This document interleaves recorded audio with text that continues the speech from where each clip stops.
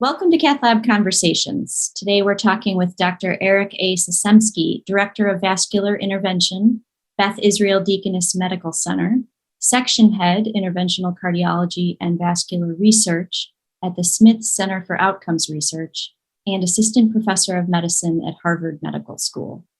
At the 2021 Vascular Interventional Advances, or VIVA meeting, Dr. Secemsky presented the results of the first ever global consensus for the appropriate use of intravascular ultrasound, or IVUS, in peripheral vascular disease from 40 cross-specialty medical experts.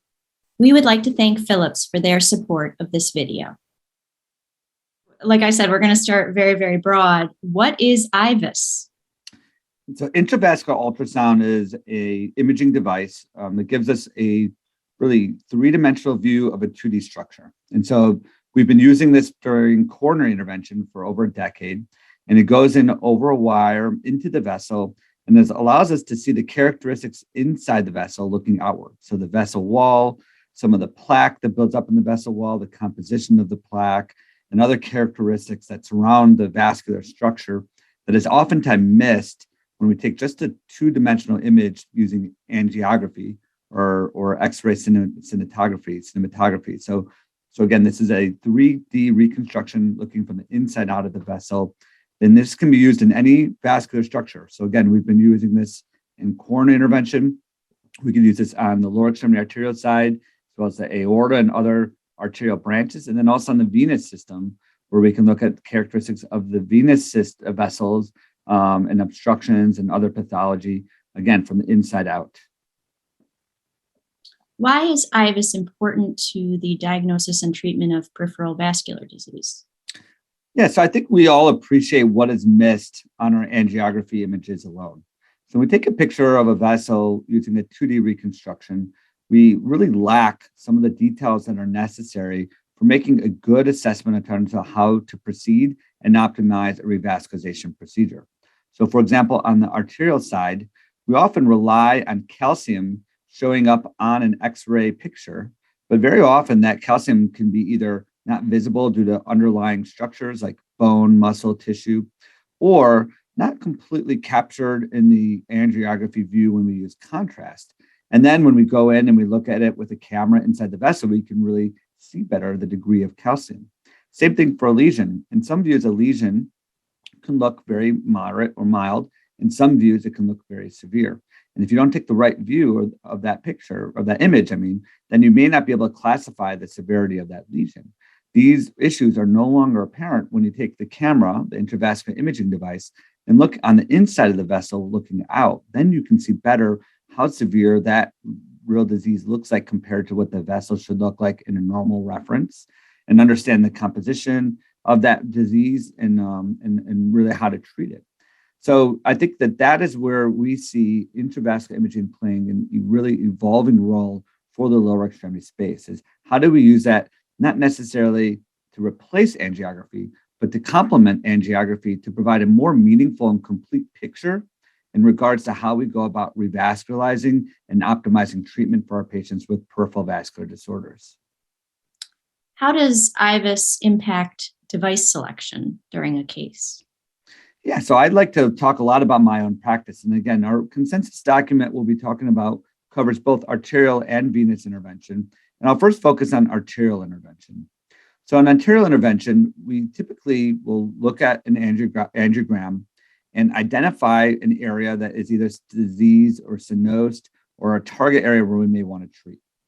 Now, again, the first aspect where intravascular imaging can be helpful, we call this the pre-procedure phase, is really this idea that maybe we can't grade the severity of that lesion very well on the angiography alone, and we need a better capture, a three-dimensional reconstruction of this to determine if we want to move forward with treatment. We also may not understand really what is involved in that lesion. Is it clot or is it plaque? Is it calcified or is it soft? And that imaging, those characteristics, we call them plaque characteristics, are not available really on an angiography alone, and are better defined on an intravascular imaging device. So we might use intravascular imaging on the arterial side to first really determine what we're treating, if it needs to be treated, and then get a little better understanding of what it is to dictate the next step. And the optimization, we call this the procedural phase, where we want to optimize how we treat that lesion. Then we might use intravascular ultrasound to do several additional characteristics. We might use it to grade how much residual disease there is after we've either ballooned or done some other plaque modification treatment to that area. We might want to better size the vessel and the healthy reference area. So if we're going to stent, we know exactly what size stent to put in the length. We might want to use a drug-coated balloon. We want to size that device. So we talk about the procedural part of this, the peri-procedural part, where we now are planning on treating this lesion. How do we best optimize that treatment? And then there's that post-procedural phase. From now we've put in the stent, we've delivered the balloon with drug on it, and we want to really optimize how we walk away from this procedure. We want to make sure that stent is sitting nicely against the vessel wall. We want to make sure that that little haziness at the end of the stent that might be dissection isn't severe and might cause this vessel to abruptly close. And so these are the aspects that are really hard to really quantify, qualify, treat in a rigorous way on angiography alone, but it's so much improved with using a three-dimensional intravascular imaging device. And we've seen this in coronary intervention for many years. I don't want to repeat all of that on the venous side, but there's many areas of this that are complementary on the venous side.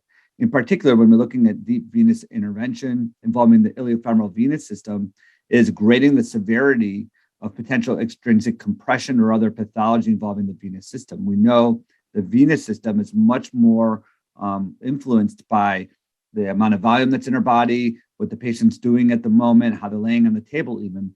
And having an additional imaging device like intravascular ultrasound can help quantify the severity of a lesion and guide our next treatment steps to make sure that we're delivering the right therapy to that individual patient.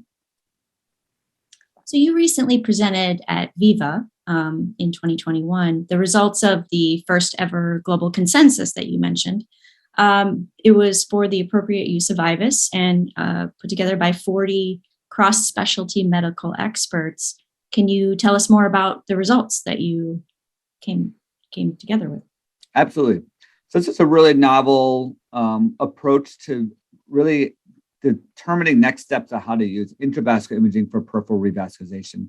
Again, we've seen the success of this device in the coronary space during percutaneous coronary intervention. We have a fair amount of data, primarily observational cohort data, examining the benefits of intravascular ultrasound for lower extremity arterial and venous intervention. We have catheters that have been developed specifically to guide lower extremity arterial and venous revascularization. Yet we really haven't seen a clear document outlining where this technology can be particularly useful. And really that's important as we continue to build the evidence around this device and how it's meaningful for our patients, is we want to supplement that with expert opinion that really captures how it's being used and where it can best be used. And so we were able to develop this consensus document that was independent of external contributors. So really this is an independent study that involved as a core group 12 physician leads who all are specialists in either peripheral vascular disease or intravascular imaging.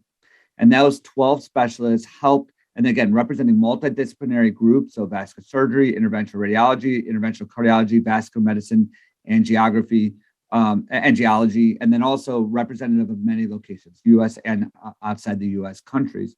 We put together a very exhaustive list of clinical scenarios where intravascular ultrasound may or may not be useful, and that was really for our experts to decide.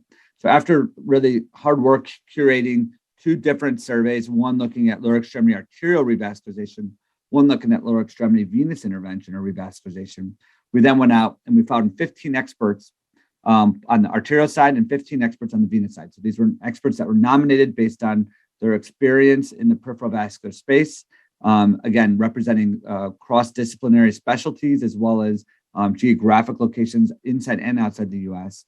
And they were blinded to each other.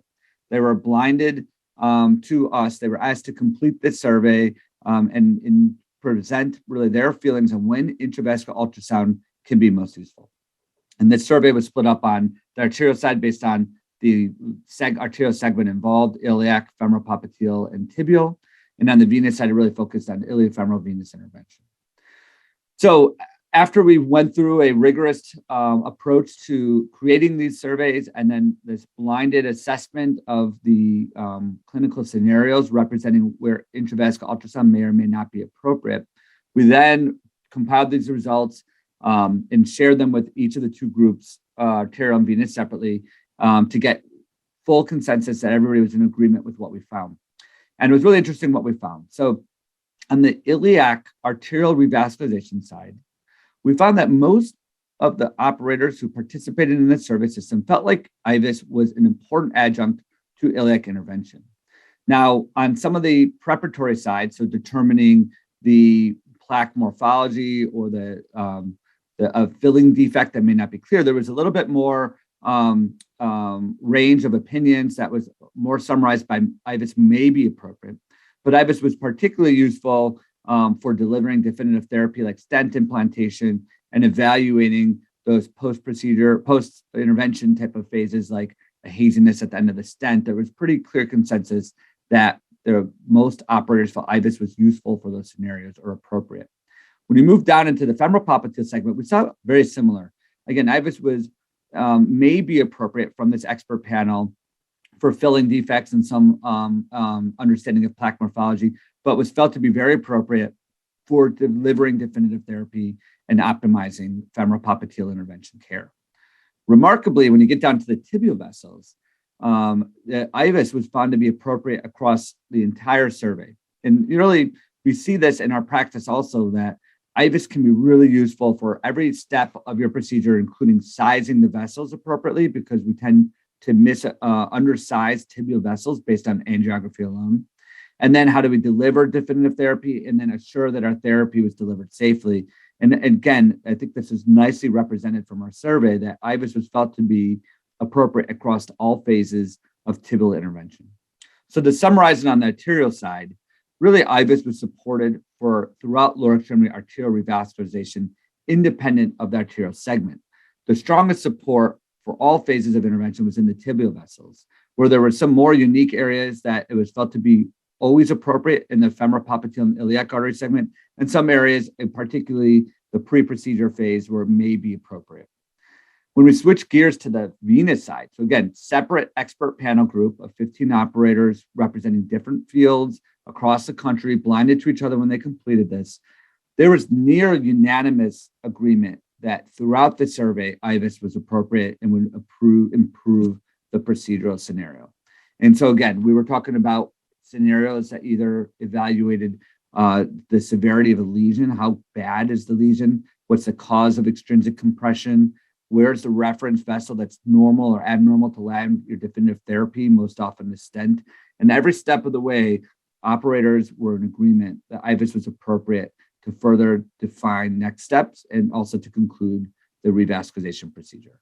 So it's a really unique situation where we learned some areas that maybe there's still some work for us to determine how big a role IVUS might play, and we got that may be appropriate criteria. But we more importantly learned that the current sentiment across operators participating in revascularization procedures in the lower extremity, that intravascular ultrasound is strongly supported, has a role in many, if not all, of our revascularization procedures, and was strongly endorsed by this group of really global experts. And I think that was a really unique part of this exercise that it will have a meaningful impact on clinical care. Okay. So the survey results then were translated into the consensus document, and that was considered the consensus presented. That's correct. Yeah. So the survey results, again, we returned those results back to everybody who voted to make sure that we had consensus and everybody felt comfortable. And then that was translated into these clinical scenarios where, again, they were summarized by events. So understanding what the filling defect might be, or understanding the location of a crossing wire. So you'll see in the full document when it's published how these are broken down. But the actual consensus document represents all these little these questions that we voted on during the survey. Okay. And you mentioned that there were some surprising scenarios where more research might be needed. Could you sort of detail those specifically? Yeah, so I'll give one example. So, plaque morphology is an area that has become really of interest in the coronary space. but we haven't fully utilized or understood it in the peripheral space. And so I think we are all, as operators, getting a growing appreciation of how plaque characteristics might dictate our next treatment strategy, but we haven't fully gotten there in terms of using the technology available and incorporating into our practice. So there were some areas where people felt that the IVUS may not be useful at better defining what a filling defect is from, but we might find later that as we do better education, refine the technology, understand what vulnerable plaques look like, that this may evolve with time. And so there are clear scenarios right now where we can really use that information. Is it calcified or not? Is it a thrombus or not? But there might be areas where, is it a vulnerable plaque that can, either be unstable or progress? These are the questions we ask in coronary. They might, with time, have a bigger role in the peripheral space. Where do you personally believe IVUS is underutilized? Yeah, I'll say that I think on the lower extremity arterial side, it's grossly underutilized. So we did a recent analysis of a several year span of Medicare data across the United States, looking at all lower extremity arterial procedures performed and billed to Medicare. And these are outpatient, privately owned clinics or inpatient procedures. And IVUS was used, or at least billed for, in about 11.7% of all procedures. So just under 12% of all lower extremity revascularization procedures used IVUS. Again, I think that number should be at least 3 times, if not higher, the amount. I think that the amount of information that we get from IVUS, the data now supporting the role of IVUS, the expert consensus document, has really shown us that there are a lot of vulnerable patients who can benefit with IVUS guided intervention. And I see that number growing, but we're still in the infancy of this technology's use in this arterial bed. Now, on the flip side, on the venous side, we've seen a big explosion in the use of IVUS during iliofemoral venous intervention. And again, looking at that same Medicare data set, again, an older population of patients undergoing deep venous stenting, but the majority who underwent deep venous stenting had IVUS as part of that procedure. And again, so that's an area where I think it's great to see consensus and clinical use kind of go hand in hand, where I think we probably should get that number still higher, but I think that we've seen a nice evolution in terms of how we do deep venous stenting, learning from past mistakes of stent embolization and other aspects of care that have suffered because we've relied only on 2D angiography. Can you speak more to the need for IVUS in the post-intervention phase? Yeah, I think this is probably one where we have underappreciated this the most on the peripheral side and something that we know the most about on the coronary side.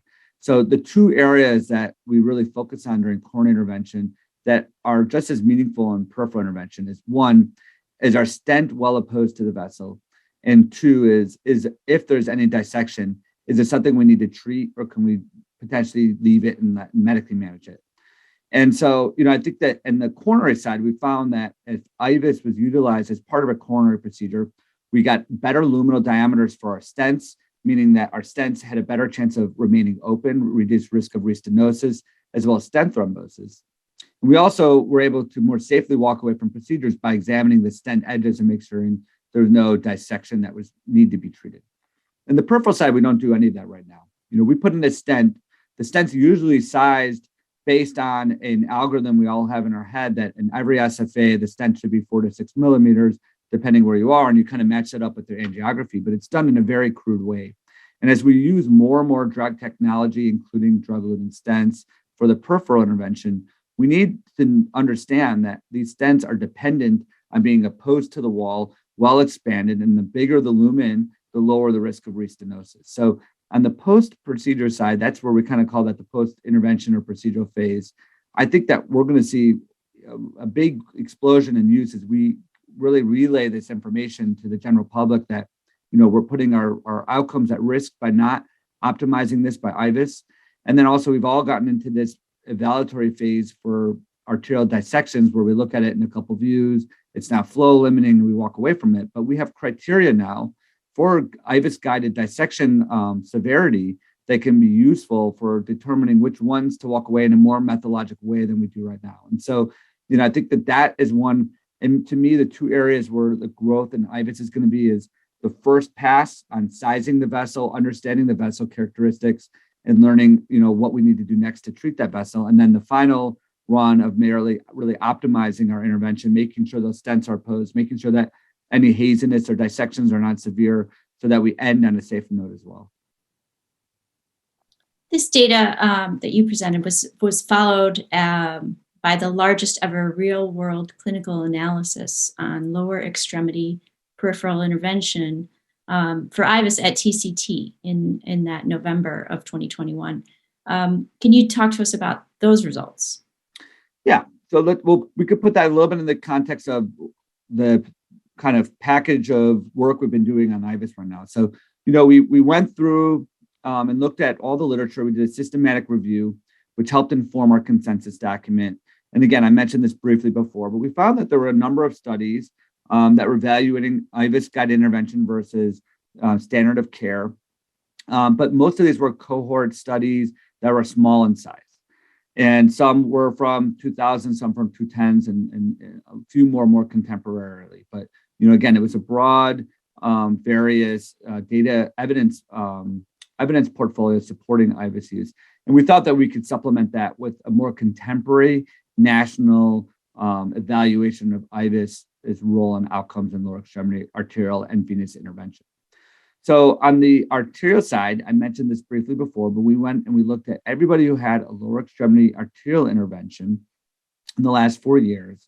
And we looked at both based on where they were revascularized, so iliac, femoral popliteal, and tibial intervention, their presenting diagnosis, CLTI versus claudication versus other, and then also where they got the procedure, in the hospital, in a hospital outpatient center, or in a privately owned clinic.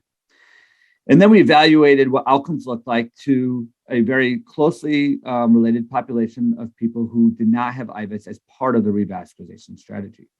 And what we found on the arterial side was that there was a 30% reduction in major adverse limb events highlighted by arterial thrombosis and embolism or major amputation if IVUS was incorporated as part of that procedure upfront for whatever their condition was. And when we looked at that by arterial segment, we looked at that by severity of presenting PAD illness or the location of where they got treated, we found a very similar signal of safety if IVUS was utilized as part of that portfolio.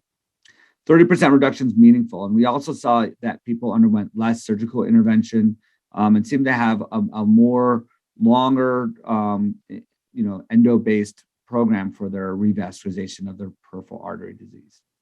When you flip that to the venous side, again, we went back, same Medicare US population, and we identified patients who had iliofemoral venous stenting.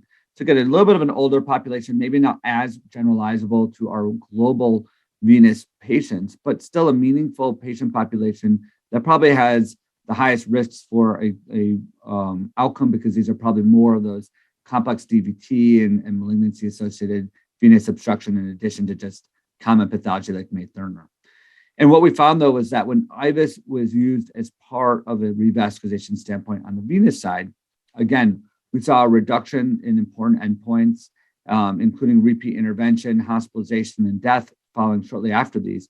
But also, really notably, we saw for more obscure and less well-characterized endpoints like stent embolization, which we captured really poorly in prior studies because they're so small, we saw that when IVUS was used as part of deep venous stenting, that there was a meaningful reduction in the risk and rate of stent embolization. And so we all know and fear that.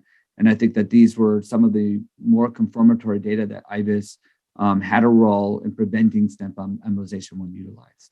So between these two studies, I think that we nicely represent patients who we all treat in practice. These are all our patients who are in the CMS database. I always tell people, everyone who's listening to this, who do these procedures, have probably put someone in this study.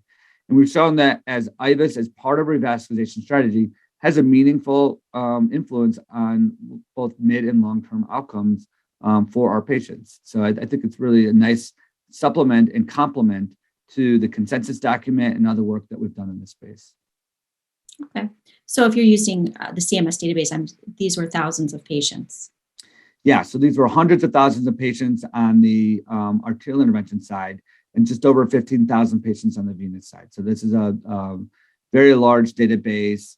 Again, size doesn't mean quality necessarily, but I would say that the nice thing about the size of these databases is they allow us to look at a lot of different cuts. So again, looking at those different arterial segments, looking at the indications for peripheral artery disease, looking at the location of where they were treated, that is only doable when you have a meaningful size cohort. But this is one of the largest IVUS studies ever done, and really, showed some important outcomes.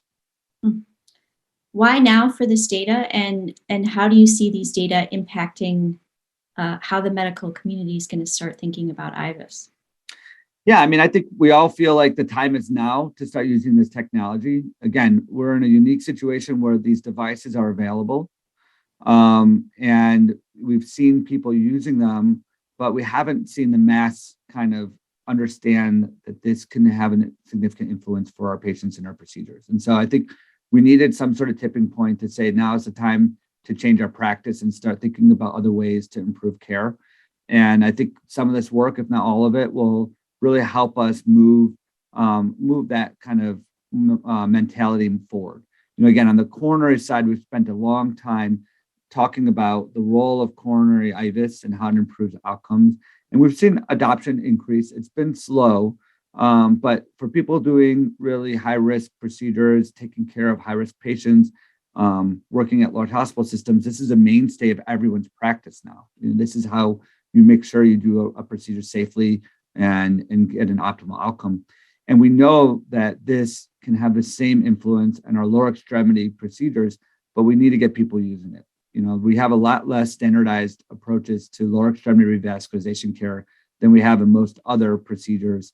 And it's time now to use these data, use the expert consensus document as a framework to understand how to start adopting this technology into your practice, understanding how it can best be used to treat your patients, and understand how to incorporate information to make the best determinations for your procedure. So hopefully this is that tipping point. Mm-hmm. And do you think, can you talk a bit about the nature of it being a cross-disciplinary focus, or this group that came together? Yeah, I mean, I think that's the unique part of peripheral vascular care that is lacking in a lot of other disciplines. Again, going back to coronary intervention, which is really only one specialty. It only works as if we respect and incorporate everybody doing these procedures in the US and abroad. And so everybody has different training and a different background, but we all do, in the end, some variation of the same procedure. We take care of the same patients, and we all need to be represented when making determinations about how to best perform these procedures. So it was an absolute mandate that this consensus document be supported by all the clinicians who take care of these patients in different disciplines, so that all these voices can be incorporated into making these consensus recommendations. And again, that is in order of specialty. It was order in diversity of the actual individual operators, and also the location of practice, whether that's in a privately owned clinic or hospital, or whether that's in the US or abroad. So we really tried to capture all of this when putting this document together. And I think that cross-disciplinary focus is the only way for us to move this field forward. No one specialty can represent best practices in this field, period. One objection to the use of IVUS has been a lack of randomized controlled trial data for IVUS. How does your data that you've brought forward impact this view, and do you have any observations there? Yeah, so we, I think that is always a question in any field, and we're dealing with this in other fields right now, is how do we generate the right evidence to prove this therapy is effective, and then also allow it to be generalizable to our practices. And, we've been a little frustrated on the coronary side because there's been some really meaningful IVUS guided randomized trials that should have made a larger impact on operator practice than they did. And so we always have to weigh, how valuable those investments are and how meaningful the data can be in a randomized trial to employ that into our clinical practice. That said, we need data in peripheral IVUS, and we got it in March of 2022 with the arterial side, the first publication of a prospective randomized trial. This is a study that was done out of Australia by Alan and colleagues, And they looked at 150 patients who were treated for femoral popliteal artery revascularization, and they randomized them to an IVUS guided strategy versus routine angiography guided strategy. And what they found was at 1 year, there was a nearly 17% reduction in binary restenosis when IVUS was incorporated as part of the revascularization procedure. And it's really interesting because if you look through the tables, you'll see that for people who were provided IVUS images or were randomized to IVUS, the IVUS information changed strategies in up to 78% of all treatment plans. So again, when IVUS images were used, they said, wow, I'm going to use a larger balloon, or I'm going to cover a little bit longer because I didn't see that disease on the angiography, or I'm going to do plaque modification. So really it changed practice in this trial, and those practice changing moves resulted in a reduction in binary restenosis at 1 year. So I'd like to use that randomized trial data and then complement that with our real world data that looks at harder endpoints like major adverse limb events. So now we can extend that, well, a randomized trial showing reduction in restenosis now can also translate into real world evidence showing that restenosis can result in potentially less limb related events over time. And so I think we have a really nice picture. And we've had more prospective data already available on the venous side, including the video study that really showed us how intravascular ultrasound changed practice for venous intervention. We didn't have it on the arterial side until this randomized trial and this large real world evidence study was performed. Okay. How are societies participating to try and improve IVUS adoption? So that's really where the next extension is here. I think that overall societies are very supportive of this work. Again, the goal here is to use an instrument to improve patient care and outcomes. And it's also a unique situation because this device is not therapeutic, it's diagnostic. And so it doesn't have the same harm equations that we think about for other devices. It's a safe device. And our goal here is to improve our revascularization procedure and our patient outcomes. So I think that societies are very open-minded to the work we've done and also open-minded into exploring kind of the next steps in terms of where we want to, bring in the population of operators to understand this technology better and also institute it into our guidelines, hopefully. One of the next big things that we'll be undergoing this year is using a multi-societal platform to discuss the role of intravascular imaging for lower extremity intervention. So this will be, the first one will be sponsored by SCAI, which is an interventional community, but with relationships with other societies of other operators, again, really focusing on that multidisciplinary approach. And we'll be discussing, again, what is next for intravascular imaging, reviewing the evidence, reviewing that consensus document, and thinking about how we can improve adoption, how we can improve education, how we can improve care for our patients. And so I think that societies are going to be playing a very large role in the next phase of this work. If someone is interested in learning more about using IVUS, where do you recommend they start? Well, I will leave this interview with my contact information, so they could always start with me helping and contacting me. But we're hoping that, again, the consensus document and some of the published literature coming out will provide some framework. We just published a really nice kind of manual on intravascular imaging with some imaging images to reference, some of the data, really the workhorse of all the information I discussed today. That was in neurointervention and it's open access. And that's published online, Secemsky et al. in April 2022. But on top of that, we're going to be having a number of workshops and symposiums we already have at all the major conferences, which will again provide opportunity to ask questions.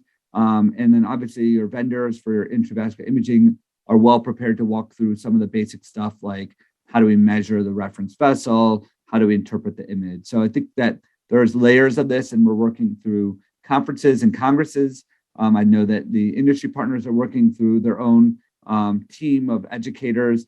And then also we have some published material that will be available that can hopefully be a primer on incorporating intravascular imaging into your clinical program.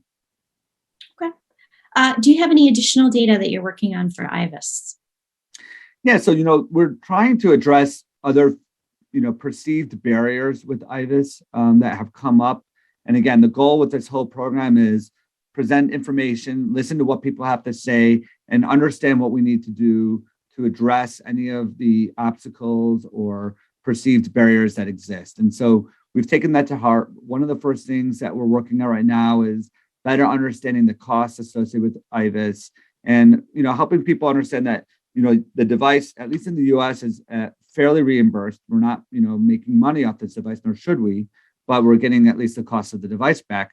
And then also understanding, though, even if the procedure itself is a little bit more costly or we break even, that the outcomes really can drive financial benefits for our healthcare system and obviously for our patients. So maybe less hospitalizations, less target vessel revascularization, less amputation, all has meaningful cost implications. So we're going to be spending a little bit of time looking at costs.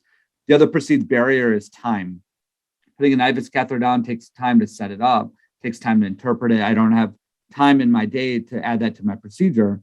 So we're trying to, again, show how this has been utilized in the coronary space without increasing the procedural time, and then how many of us who are already using this in the arterial and venous space do it without really making a big impact on our procedural time. And I'll tell you from my own personal experience, if anything, it reduces time because I'm already sizing my vessels and determining how I'm approaching my procedure as I'm acquiring the intravascular imaging videos. So I think that that's the other perceived barrier that we're thinking about next. And then in the background, we're always talking about evidence generation, whether that's through prospective studies, randomized trials, or more real world studies. How do we continue to supplement what we know? How do we create some algorithms for areas that we're not as clear about? And I think that we'll be spending a lot of time on that as well. Wonderful. Thank you so much for talking with me. Thank you for the opportunity to discuss this work today. I really appreciate it.